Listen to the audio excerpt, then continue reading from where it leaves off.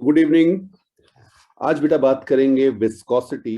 छोटा सा टॉपिक है, इंटरेस्टिंग टॉपिक है। अब क्वेश्चन ये आता है कि विस्कोसिटी है क्या। So viscosity is internal friction in a fluid. लिखना चाहें लिख लीजिए, internal friction in a fluid. अब इंटरनल का इसका मतलब क्या है? तो हम बेटा जानते हैं कि हम फ्लूइड की जनरली लेयर्स की बात करते हैं, तो ये फ्रिक्शन बिटवीन द लेयर्स है। बिटवीन द लेयर्स ये फ्रिक्शन होगा, और ये फ्रिक्शन जो है ये लेयर्स के रिलेटिव मोशन को अपोज करेगा। ठीक है, सो आप चाहें तो बिल्कुल इसको लिख सकते हैं, it opposes, viscosity opposes the motion, viscosity opposes the motion of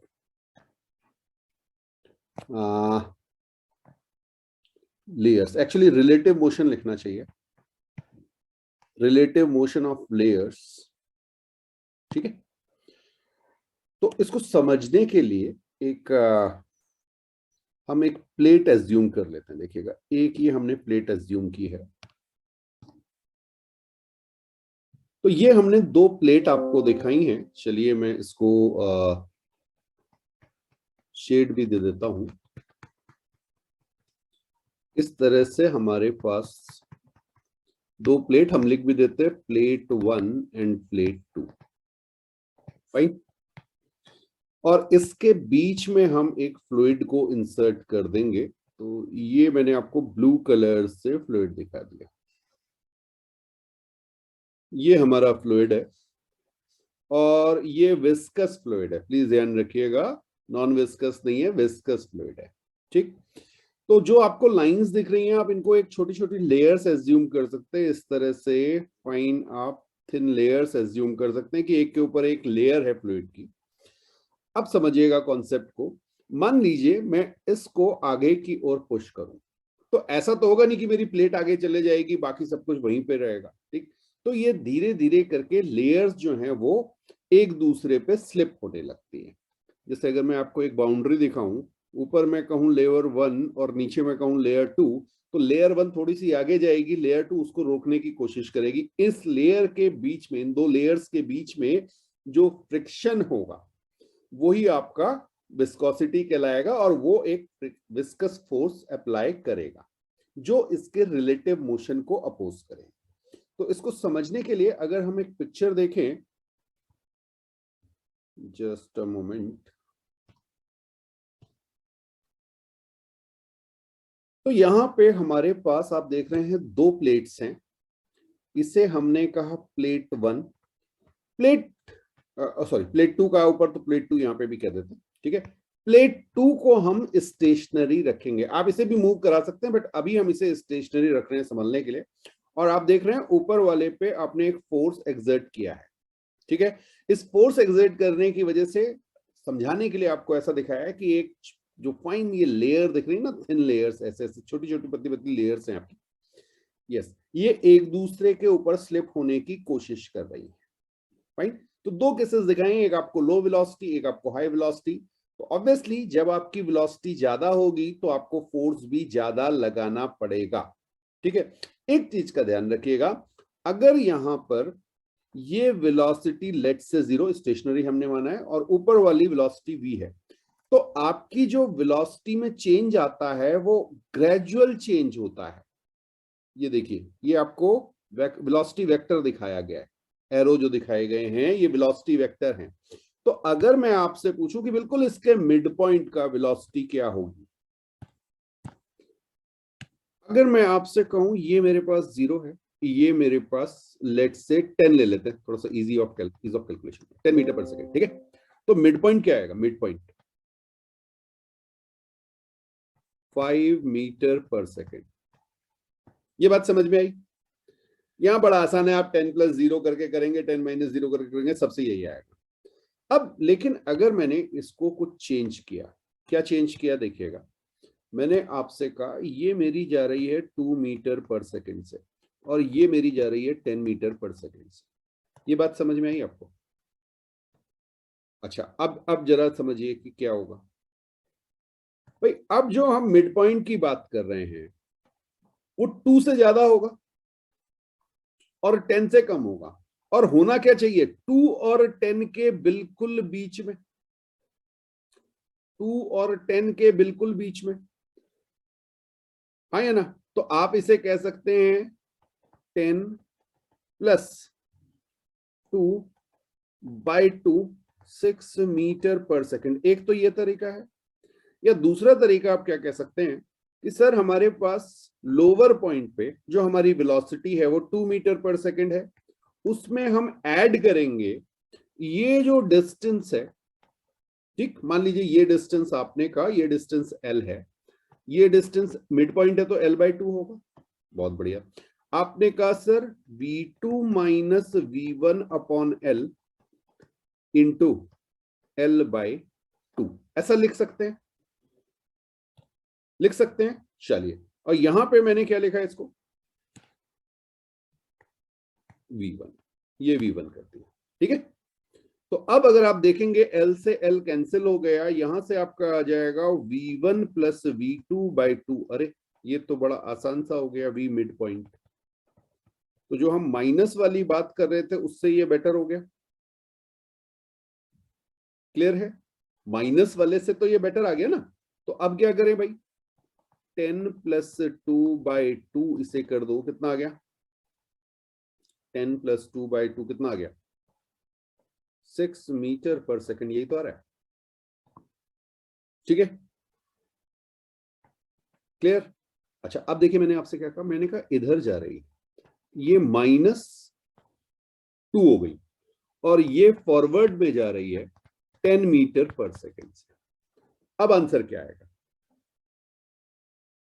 10 metre पर सेकंड से ईस्ट डायरेक्शन में लोअर वाली -2 से, या 2 से वेस्ट डायरेक्शन में कह सकते हैं, इसलिए -2 लिख दिया। बात समझ में आई। तो अब आप क्या करेंगे 10 प्लस -2 डिवाइडेड बाई 2, तो ये आपकी 4 मीटर पर सेकंड आई। समझना बेटा, ये मैंने 4 मीटर पर सेकंड लिखा हुआ है। यहां पे जब आपने 4 मीटर पर सेकंड लिखा तो 10 से अगर आप डिस्टेंस देखेंगे तो कितना हो गया, डिस्टेंस मतलब हाँ गैप, गैप जो है 10 और 4 का गैप 6 मीटर पर सेकंड का, और -2 से 4 का गैप 6 मीटर पर सेकंड का। तो सेम डिस्टेंस पे जो वेलोसिटी में डिफरेंस आ रहा है वो एग्जैक्टली सेम आना चाहिए, बिकॉज वेलोसिटी ग्रेडियंट सेम रहती है।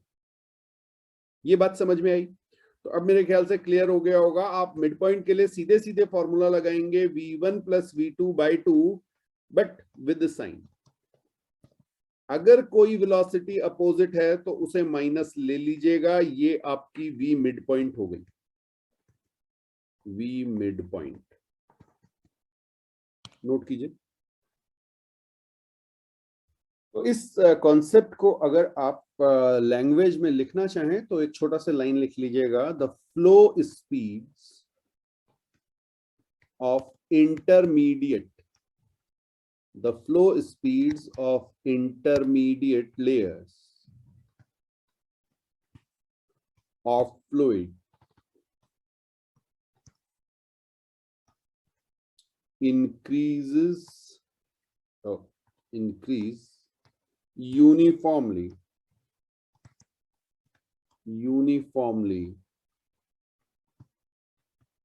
from bottom to top। Okay, तो आप कह सकते हैं तो so fluid layer slides over one another. Okay, fluid layers slide over one another, क्योंकि अगर ऐसा नहीं होगा तो एक लेयर आगे चले जाएगी, फिर तो बड़ी गड़बड़ हो जाएगी ना, बीच में गैप आ जाएगा। यस, अब इसमें भी न्यूटन साहब आ गए, और चलिए इसको सीधे लॉ को ही लिख लीजिए, अकॉर्डिंग टू न्यूटन।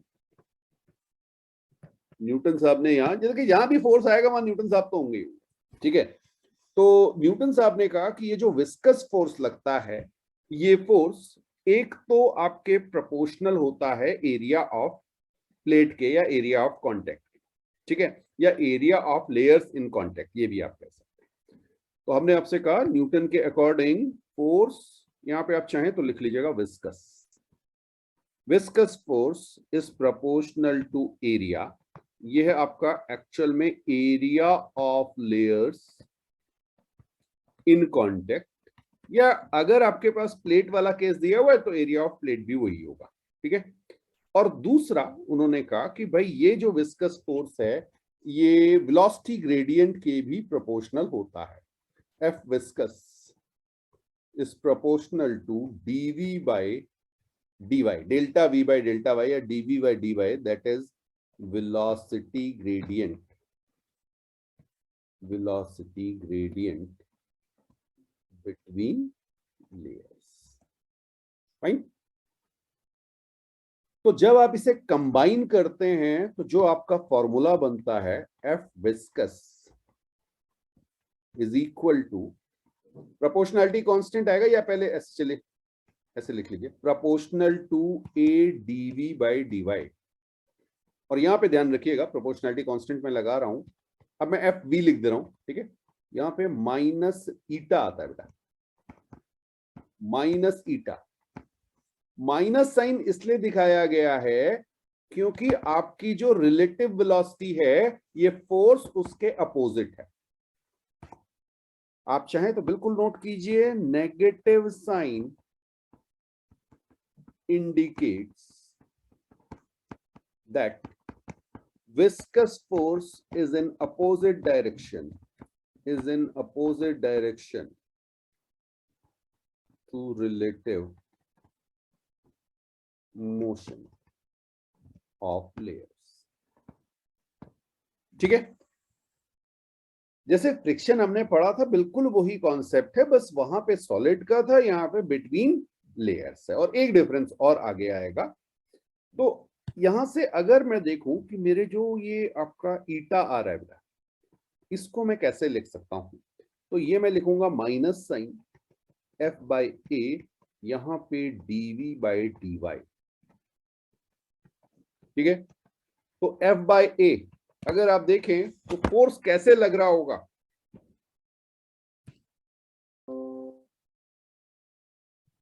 बेटा यहां पे जरा समझने की कोशिश कीजिएगा। ये देखिए हम इधर फोर्स लगा रहे हैं एफ, ठीक है। विस्कस फोर्स इसके अपोजिट लग रहा होगा। अगर ये प्लेयर आपकी आगे जा रही, प्लेट आगे जा रही है तो विस्कस फोर्स इस पे पीछे की ओर लग रहा होगा, ओके। और ये जो एरिया है ना, ये प्लेट आपकी कुछ इस तरह से दिख रही होगी आपको, ऐसे प्लेट होगी पूरी प्लेट। अगर मैं आपको दिखाऊं, यहाँ पे फ्लूइड होगा ना, इनके बीच में फ्लूइड है। ये तो हमने आपको केवल 2D में दिखाया होगा, बट 3D अगर आप देखेंगे तो इस तरह से आपका फ्लूइड दिख रहा होगा आपको। यस, तो दो प्लेट जो है उनका एरिया वो आप लेंगे, तो आपका जिधर फोर्स लग रहा है वो एरिया के साथ कैसा है। हाँ, अगर आपको स्ट्रेस स्ट्रेन याद आए, ठीक है, तो ये बिल्कुल स्ट्रेस है। ये कौन सा स्ट्रेस है, शेयर स्ट्रेस है। देखिए जिधर फोर्स लग रहा है एरिया उसके परपेंडिकुलर है, एरिया वेक्टर, ठीक है। तो ये आपका शेयर स्ट्रेस हो गया, शेयर स्ट्रेस। और ये आपका dv बाई dy क्या हो गया, ये भी अभी मैंने आपको बताया वेलोसिटी ग्रेडियंट। तो कई बार इस तरह से भी पूछ लेते हैं, तो आपको समझ में आना चाहिए कि भाई ये f बाई ए क्या है, ये आपका स्ट्रेस है, फोर्स पर यूनिट एरिया। और कौन सा स्ट्रेस है, शेयर स्ट्रेस है। और dv बाई dy क्या है, दैट इज वेलोसिटी ग्रेडियंट, किस रेट पे या लेंथ के साथ किस रेट पे वेलोसिटी आपकी चेंज हो रही, 1 मीटर चलने पे कितनी वेलोसिटी में चेंज आया, ये आपको ध्यान रखना, ओके। दूसरा जो क्वेश्चन यहां पे बनता है वो बनता है unit of viscosity, unit of viscosity. अब इसमें खूब गलतियां होती हैं, गलतियां क्यों होती हैं वो बता रहा हूं अभी। देखिए हम जब बात करते हैं तो हम बात करते हैं एसआई यूनिट, ठीक है। तो एसआई यूनिट आपने कहा सर एसआई यूनिट तो बड़ा आसान है, फॉर्मूला हमें दिख रहा है। तो फॉर्मूला आप रखेंगे फोर्स न्यूटन एरिया पर मतलब मीटर स्क्वायर हो जाएगा, इस तरह से लिखेंगे। और उसके बाद यहाँ पे आपका आ जाएगा metre per second divided by metre, क्या ये आया। और जब आप इसको सॉल्व करेंगे तो आप देखेंगे मीटर से मीटर कैंसिल हो जाएगा, न्यूटन सेकेंड पर मीटर स्क्वायर, या इसी को आप कह सकते हैं पास्कल सेकेंड। तो ये आपकी कौन सी यूनिट है? एसआई यूनिट, ठीक। लेकिन एक साइंटिस्ट थे पॉइजुले, उनको ऑनर करने के लिए इसका नाम मतलब ये जो यूनिट बनाई गई वो आई पॉइज। और ये जो आपका 1 पास्कल सेकंड है या 1 newton second per metre square जो है, ये आपका होता है 1 डे का पॉइज। डेका पढ़ा था ना, 1 डे का पॉइज के बराबर, ये ध्यान रखिए, ठीक है। या दूसरे टर्म्स में आप कह सकते हैं 10 poise is equal to 1 newton second per metre square. तो एसआई यूनिट न दे के वो पॉइज में दे देते हैं और उसमें 10 का डिफरेंस आएगा, तो ये थोड़ा सा ध्यान रखिए, ठीक। और अगर मैं आपसे पूछूं डायमेंशन क्या होगी? Dimension of viscosity. तो कभी जब डायमेंशंस पढ़ते थे तो ये क्वेश्चन आता था और मैंने उस समय आपसे कहा था कि जब अभी फॉर्मूला रट लीजिए, बाद में आपको पता चल जाएगा। तो यहां से आप विस्कोसिटी जब निकालेंगे तो आप कहेंगे बिल्कुल पास्कल, एम और बोलिए एल माइनस टी माइनस 2, ठीक है, इनटू सेकेंड का टी। तो आपकी यूनिट आएगी M L minus 1 T minus 1। Check कीजिए जरा, आप न्यूटन मीटर स्क्वायर सेकंड सब में रख के देख सकते हैं, आप जैसे करना चाहें, मुझे कोई उसमें जो है परेशानी नहीं है। आप जिस वे में भी निकालना चाहें, आपको क्लियर होना चाहिए कि ये डायमेंशन आ रही है कि नहीं आ रही। तो dimension of viscosity M L minus 1 T minus 1 आनी चाहिए। आ जाए तो मुझे भी बता दीजिए। तो बेटा ये हमने डायमेंशंस भी पढ़ ली, सारी चीजें हमने पढ़ ली, विस्कोसिटी हमें समझ भी आ गया। आपसे पूछा जाएगा, आप कहोगे हाँ सर हम एक्सप्लेन कर देंगे। अब जरा इसको प्रैक्टिकली सोचते हैं, ठीक है। बहुत सिंपल सा तरीका है। आप एक तो देखिए वाटर को और दूसरा देखिए हनी को, ठीक। जब आप हनी लेंगे और आप उसको ड्रॉप करते हैं तो वो बहुत स्लोली आगे बढ़ता है क्योंकि वो ज्यादा विस्कस है। और हनी से ही आप इसको समझेंगे तो बहुत आसान आपको हो जाएगा, ठीक है। तो जो जितनी मुश्किल से फ्लो करे वो ज्यादा विस्कस। बात समझ में आई? तो हनी इज मोर विस्कस। अच्छा, अब जरा सोचिए, अगर आप हनी को हीटअप करेंगे तो क्या होगा? इजीली फ्लो करने लगेगा, ठीक है। तो आज के बाद ध्यान रखिएगा, कभी भी ऐसा हो तो दिमाग में क्या आना चाहिए? हनी वाला केस, कि आपने हनी को गर्म किया तो वो इजीली फ्लो करने लगेगा। तो यहां पे मैं एक पॉइंट लिख रहा हूं, ये आपको याद रहेगा, विस्कोसिटी ऑफ लिक्विड्स। हनी जो है वो लिक्विड में आएगा, तो viscosity of liquids decrease, okay, viscosity of liquids decreases with increase in temperature. Viscosity reduce होगी, ठीक है। लेकिन गैसेस के लिए रिवर्स होगा, while increases in the case of gases। अच्छा, गैसेस के लिए क्यों अपोजिट होगा भाई? देखिए, जब आप टेम्परेचर रेस करेंगे तो गैस पार्टिकल्स ज्यादा स्पीड से मूव करने लगेंगे, तो एक लेयर दूसरे को ज्यादा रिस्ट्रिक्ट कर रही हो, जबकि लिक्विड के केस में ये नहीं होगा। बात समझ में आई? बिल्कुल, इसे नोट कीजिए, फिर आगे एक एग्जांपल देखते हैं। एक एग्जांपल हम देख रहे हैं, plate of area 2 metre square and coefficient of viscosity of liquid is 0.01 point. If depth of liquid is 1 metre and plate at bottom is stationary, find the force to move the upper plate with constant velocity 2 meter per second। अब यहाँ पर सीधे सीधे आपको पता है कि हमारे पास फॉर्मूला जो था, अभी हमें केवल मैग्नीट्यूड पूछा गया है, ठीक है। तो हम माइनस वाला साइन नहीं लिखेंगे, हम लिख देते हैं magnitude of viscous force is eta A DV by D Y, DV by D Y, that is delta V by delta Y, okay. तो ईटा आपको पता है, यहां पर ईटा आपको 0.01 पॉइंट दिया हुआ है, तो आपको इसे कन्वर्ट करना पड़ेगा। इसको आपको कन्वर्ट करना पड़ेगा किसमें? यस, एसआई यूनिट में। तो आपकी जो ईटा की वैल्यू आएगी वो 0.01/10 आ जाएगी। 1 poise is equal to 1/10 SI unit pascal second law. ठीक है, तो ये मल्टीप्लाइड बाय एरिया आपको गिवन है। ओके, एरिया गिवन है 2 मीटर स्क्वायर, और उसके बाद यहां पे आप देखेंगे वेलोसिटी 2 - 0 और लेंथ आपकी थी 1 - 0। ये बात समझ में आई? हाँ, यूनिट में नहीं लिख रहा हूं क्योंकि मैंने सबको एसआई में कन्वर्ट कर दिया, बस इतने को आपको कैलकुलेट करना। जब आप इसे सॉल्व करेंगे तो ये आपका बन जाएगा 4 × 10⁻³ न्यूटन। ये देखिए जरा, विस्कस फोर्स आपका आएगा 4 × 10⁻³ न्यूटन।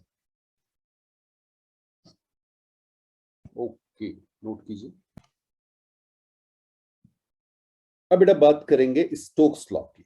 ठीक है, तो जब भी कोई ऑब्जेक्ट किसी भी फ्लूइड में मूव करता है तो वो विस्कस फोर्स, क्योंकि वेलोसिटी होगी तो उसको विस्कस फोर्स उस पर लगेगा। ठीक है, और वो विस्कस फोर्स हमेशा रिलेटिव वेलोसिटी के अपोजिट डायरेक्शन में होता है। अब इंटरेस्टिंग बात क्या है कि अगर आपका साइज बहुत छोटा, अदरवाइज ये बहुत कॉम्प्लेक्स है, फिर से फिनोमेना फ्लूइड, मैंने आपको पहले भी कहा था कि बहुत कॉम्प्लेक्स होता है, बट स्टोक्स लॉ उन केसेस के लिए है जब आपके स्फेरिकल ऑब्जेक्ट जो हैं, एक तो स्फेरिकल ऑब्जेक्ट है और छोटे हैं। ठीक है, तो अकॉर्डिंग टू स्टोक्स सीधे लॉ लिख रहे हैं, a spherical object of radius are.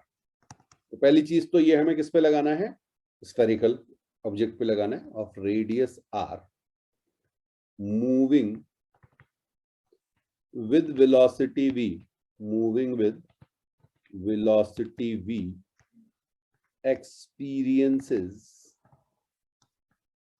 a viscous force F। ठीक है, और इस F की वैल्यू होती है 6π∗r⁵v। यहां पर ईटा जो है वो coefficient of viscosity, coefficient of viscosity. अगर ऐसा यूनिट में दिया तो अच्छा, नहीं तो आपको इसको पॉइज में दिया हुआ है तो बाय 10 करके एसआई में कन्वर्ट करना पड़ेगा, तभी आपका फोर्स न्यूटन में आएगा, ये ध्यान रखिएगा। तो बस इतना छोटा सा ये फॉर्मूला है, लेकिन इसका एप्लीकेशन बड़ा प्यारा सा है। ठीक, तो जरा इसके एप्लीकेशन को समझने की कोशिश करते हैं। नोट कर लीजिए, और नोट हो जाए तो मुझे बता दीजिए, फिर एप्लीकेशन देखते हैं। बेटा यहां पर आपको मैंने एक फ्लूइड दिखाया है। ये फ्लूइड गैस भी हो सकती है, लिक्विड भी हो सकता है, ठीक है, एयर भी हो सकती है, कुछ भी हो सकता है।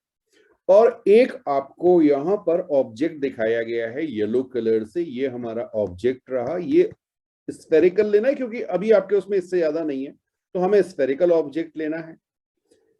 अब इसका अगर हम फ्री बॉडी डायग्राम बना लें, इसका, ये जो हमारा ऑब्जेक्ट है, तो इसमें एक फोर्स तो हमारा लग रहा होगा वेट, ये सबको समझ में आता है। दूसरा फोर्स, क्योंकि हम फ्लूइड पढ़ चुके हैं, हमने आर्किमिडीज प्रिंसिपल पढ़ लिया, तो एक हमारा लग रहा होगा अपथ्रस्ट। ठीक है, धीरे धीरे हम चीजों को आगे पढ़ते जा रहे हैं। ओके, तो इसको भी हम देख लें। एक हमारे पास लगा अपथ्रस्ट, और एक फोर्स अब हमारे पास लगेगा विस्कस फोर्स। ये बात समझ में आई?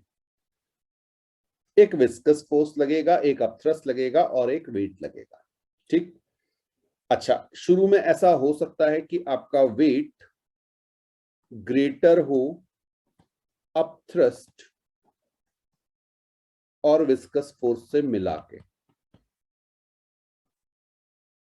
हो सकता है ऐसा किसी टाइम। अगर ऐसा है, अगर ये सिचुएशन है, तो नेट फोर्स डाउनवर्ड होगा। ध्यान से समझना इसको, नेट फोर्स डाउनवर्ड होगा तो आपका एक्सेलरेशन भी डाउनवर्ड होगा। इसका मतलब आपकी जो स्पीड है वो इंक्रीज करेगी डाउनवर्ड डायरेक्शन में। वेलोसिटी डाउनवर्ड होगी ना, तो स्पीड इंक्रीज कर रही होगी। अच्छा, स्पीड इंक्रीज करेगी तो एफ भी इंक्रीज कर जाएगा, विस्कस फोर्स इंक्रीज कर जाएगा। और एक टाइम ऐसा आएगा जब आपका W is equal to F upthrust plus F viscous के बराबर हो गया होगा। पूरा कॉन्सेप्ट ये है। कोई भी केस हो सकता है। मैंने आपसे कहा कि मान लीजिए मेरे पास वेट जो था वो अपथ्रस्ट से ज्यादा था और साथ में विस्कस फोर्स से भी ज्यादा था। ठीक है, दोनों के सम से ज्यादा था। तो नेट में एक्सेलरेशन किधर होगा? डाउनवर्ड। अगर मेरा एक्सेलरेशन डाउनवर्ड है और ये इसकी वेलोसिटी भी तो डाउनवर्ड ही थी, नीचे ही तो जा रहा है, तो अगर ये नीचे जा रहा था तो क्या होगा? इसकी स्पीड या वेलोसिटी इंक्रीज करने लगेगी। अगर स्पीड इंक्रीज करेगी तो ये जो यहाँ पे एफ डी लिखा हुआ है, F D is drag force, F V लिखते हैं या एफ डी लिखते हैं, D is for drag. Drag force जो है वो भी विस्कस फोर्स ही है बेटा। ठीक, तो ये विस्कस फोर्स ये इंक्रीज होने लगेगा। अब थ्रस्ट तो सेम है। अब थ्रस्ट तो एक बार बॉडी अंदर चले गई, जितना वॉल्यूम है उतना उसने लिक्विड या फ्लूइड को डिस्प्लेस कर दिया, तो अब उससे ज्यादा तो करेगा नहीं, कहीं पे भी जाए। तो इसमें दो चीजों का आपको ध्यान रखना। एक तो आपका कॉलम काफी बड़ा होना चाहिए, कॉलम काफी बड़ा होना चाहिए जिससे उसको टाइम मिले वो वेलोसिटी आने के लिए, जहां पर ये वेट जो है आपका वो अपथ्रस्ट और विस्कस फोर्स के सम के इक्वल हो जाए। और फिर क्या होगा? उस मोमेंट पे एफ नेट क्या हो जाएगा? इस मोमेंट पे एफ नेट क्या हो जाएगा? जीरो। अगर आपके पास नेट फोर्स जीरो हो गया तो आपकी वेलोसिटी जो है वो कांस्टेंट हो जाएगी। अगर आपकी वेलोसिटी कांस्टेंट हो गई तो इसको आप कहते हैं टर्मिनल वेलोसिटी। ध्यान रखना बेटा, क्या कहेंगे? Terminal velocity. तो टर्मिनल वेलोसिटी वो वेलोसिटी है जिस समय आपका नेट फोर्स जीरो हो जाता है। टर्मिनल वेलोसिटी वो वेलोसिटी है जिस समय आपका कोई फोर्स उस बॉडी पे नहीं लगेगा। तो बेटा एक चीज का आपको ध्यान रखना है, जब भी हम आपसे कहते हैं कि कोई भी बॉल किसी फ्लूइड में जा रही है और टर्मिनल वेलोसिटी अचीव हो गई, तो हमने आपसे कहा कि वी टर्मिनल का मतलब है जब आपके पास इस पे जो वेट लग रहा है वो काउंटर कर रहा है अपथ्रस्ट को और विस्कस फोर्स को।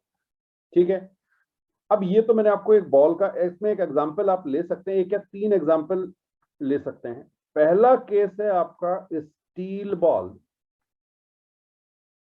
And liquid column. ठीक है, जो मैंने आपको अभी एग्जांपल दिया था उसमें हमने एक बॉल ली हुई थी, तो हमारी बॉल स्टील की है, कोई भी हो सकती है, कोई और भी हो सकती है, मतलब सॉलिड बॉल है और लिक्विड कॉलम है, और यहां पे आप कह सकते हैं density of solid is greater than density of liquid. एक केस आप ये ले सकते हैं। दूसरा आपको क्वेश्चन मिल सकता है, वो मिल सकता है आपके पास लिक्विड बॉल एंड एयर या गैस कॉलम। बिल्कुल यही तरीका होगा आपका डील करने का, बस जो ब्लू कलर से आपको दिखाया गया है, अब देखिएगा यहां पे ये जो आपको दिखाया गया है, ये ब्लू कलर से ये आपकी एयर या गैस हो जाएगी और ये आपकी लिक्विड ड्रॉप हो जाएगी। आप लिक्विड बॉल भी कह सकते हैं, लिक्विड ड्रॉप भी कह सकते हैं, एग्जैक्टली सेम होगा। वहां पर भी mg आएगा, वहां पर भी ड्रैग फोर्स लगेगा और वहां पर भी बाइंड फोर्स लगेगा। ठीक है, अभी आगे देखेंगे इनको कि क्या क्या होगा। और नेक्स्ट थर्ड केस जो है वो क्या है, वो थोड़ा सा डिफरेंट है तो सेम। वहां पर आपकी एयर बॉल होगी। ठीक है, एयर बॉल मतलब बबल, और लिक्विड कॉलम होगा। ठीक है, हम जो प्रूव करेंगे वो स्टील बॉल और लिक्विड कॉलम के लिए प्रूव करेंगे, और इन तीनों के फॉर्मूले हम बना लेंगे। आपको कोई भी क्वेश्चन मिल सकता है, liquid ball air gas column में मिल सकता है, या एयर बॉल लिक्विड कॉलम में मिल सकती है, बबल जिसे आप कहते हैं। ठीक है, तो पहले हम स्टार्ट कर रहे हैं। ओके,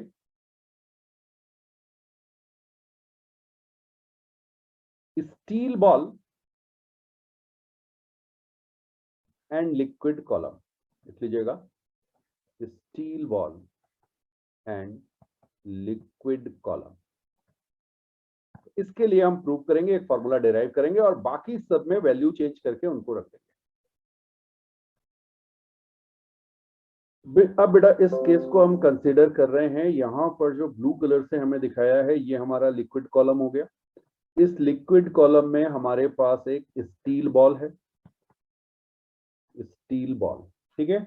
और इस पर्टिकुलर टाइम पे हमारे पास टर्मिनल वेलोसिटी अचीव हो चुकी है। हम इस केस को कंसीडर कर रहे हैं, एक्चुअल में हम कैलकुलेट करने जा रहे हैं टर्मिनल वेलोसिटी को, ठीक है।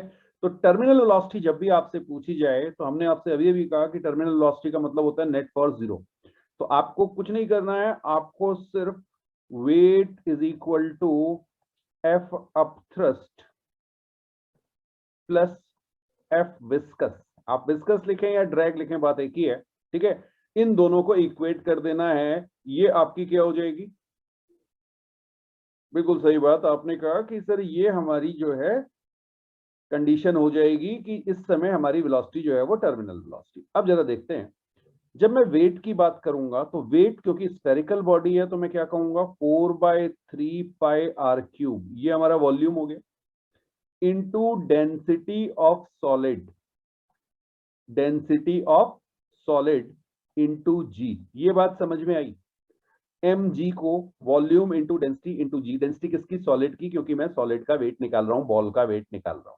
ओके, अब थ्रस्ट की आप बात करेंगे तो पूरी की पूरी बॉल अंदर है, जितना उसका वॉल्यूम उतना ही वाटर डिस्प्लेस हुआ होगा या लिक्विड डिस्प्लेस हुआ होगा।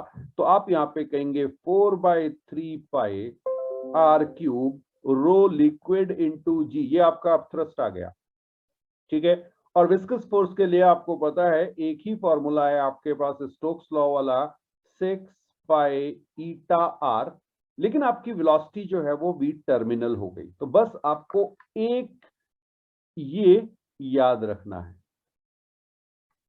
इस फॉर्मूले को डिराइव करने के लिए बस इसको याद रखना है, ठीक है। अब कुछ नहीं, आपको वी टर्मिनल निकालना है तो उसको थोड़ा सा रीअरेंज कर देते हैं, देखिए क्या होगा। 6π∗r वी टर्मिनल को एक साइड ले जाते हैं और ये आपका हो जाएगा 4/3πr³ जी, ये कॉमन ले लिया हमने, ब्रैकेट में हमारा आ गया rho solid minus rho liquid. Check कीजिए जरा खुद से, देखिए ये बन रहा है नहीं बन रहा है। अब अगर आप देखेंगे तो एक आर को मैं कैंसिल कर रहा हूं, यहां पे मैं पावर एक कम कर दे रहा हूं, और ये आपका 2 और ये आपका 3, पाई से पाई कैंसिल हो गया, ठीक है। अब अगर आप देखें तो वी टर्मिनल जो आपका आएगा वो आ जाएगा 2/9, इधर आपका आया r²g/η rho solid minus rho liquid. बस ये आपका डेरिवेशन होता है, ये स्कूल में आपके आ सकता है और कंपटीशन में तो इस पे बेस्ड क्वेश्चंस मिलेंगे आपको। Terminal velocity is 2/9 r²g/η rho solid minus rho liquid. ये कब है, जब हमारी स्टील बॉल किसमें है, लिक्विड कॉलम में, ठीक है। Steel ball and liquid column में हमारा ये फॉर्मूला बन गया, नोट कीजिए। अब इसी फॉर्मूले को हम सेकंड केस के लिए लिखेंगे। सेकंड केस हमारा था liquid drop theorem, liquid drop या लिक्विड बॉल भी आप कह सकते हैं, ठीक है। और वो थी एयर कॉलम में, इन एयर कॉलम।